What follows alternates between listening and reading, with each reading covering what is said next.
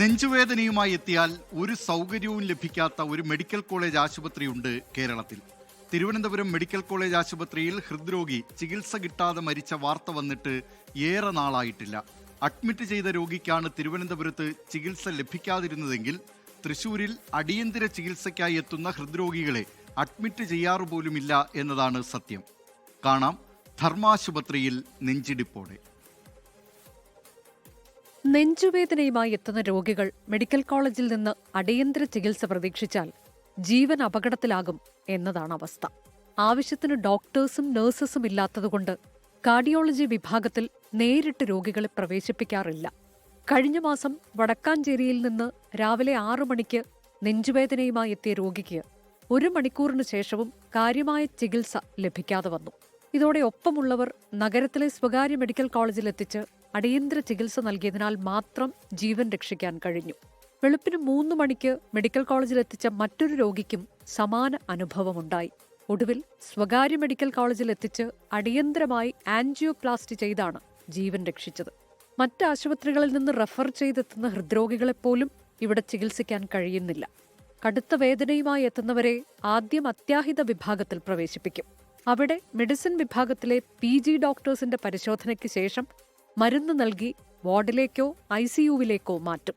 ECG വേരിയേഷനോ മറ്റോ കണ്ടെത്തി അത് കാർഡിയോ വിഭാഗത്തിൽ അറിയിച്ച് ഡോക്ടേഴ്സ് എത്തി പരിശോധിക്കണമെങ്കിൽ പിന്നെയും താമസമുണ്ട്. ചിലപ്പോൾ ദിവസങ്ങൾ വരെ എടുക്കുമെന്ന് അനുഭവസ്ഥർ പറയുന്നു.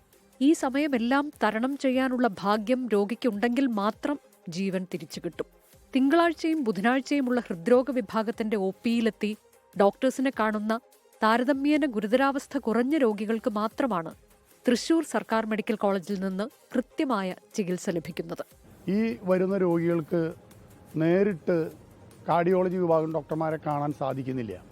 പകരം മെഡിസിൻ ഡിപ്പാർട്ട്മെൻറ്റിലെ ഡോക്ടർമാരെ കണ്ട് കഴിഞ്ഞതിന് ശേഷം ആ റഫറൻസ് പ്രകാരമാണ് കാർഡിയോളജി ഡോക്ടർമാരെ കാണാൻ സാധിക്കുള്ളൂ. അതുകൊണ്ട് തന്നെ പലപ്പോഴും ആദ്യ OP എടുത്ത് മെഡിസിൻ ഡോക്ടർമാരെ കണ്ടതിന് ശേഷം രണ്ടാമത്തെ OP എടുക്കാനുള്ള സമയം കഴിഞ്ഞിരിക്കും. അതുകൊണ്ട് തന്നെ പലപ്പോഴും രോഗികളുടെ അവസ്ഥ വളരെ മോശമാകുന്ന സ്ഥിതി ഉണ്ടാകും.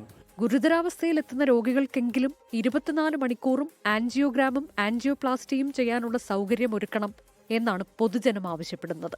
സ്വകാര്യ ആശുപത്രികളിൽ വലിയ ചെലവ് വരുന്ന ഹൃദയ ചികിത്സ സാധാരണക്കാർക്ക് താങ്ങാനാകുന്നതല്ല.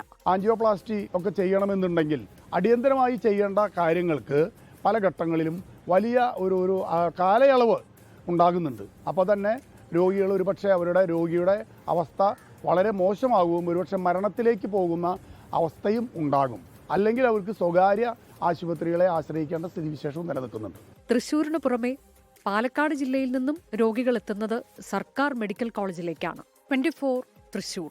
ലോകത്തെവിടെയായാലും ഏത് സമയത്തും 24 വാർത്തകളും ഓഗ്മെന്റഡ് റിയാലിറ്റി പാക്കേജുകളും എക്സ്പ്ലെയിനറുകളും വിശദമായി കാണാൻ ഞങ്ങളുടെ YouTube ചാനൽ നിങ്ങൾക്ക് സബ്സ്ക്രൈബ് ചെയ്യാം.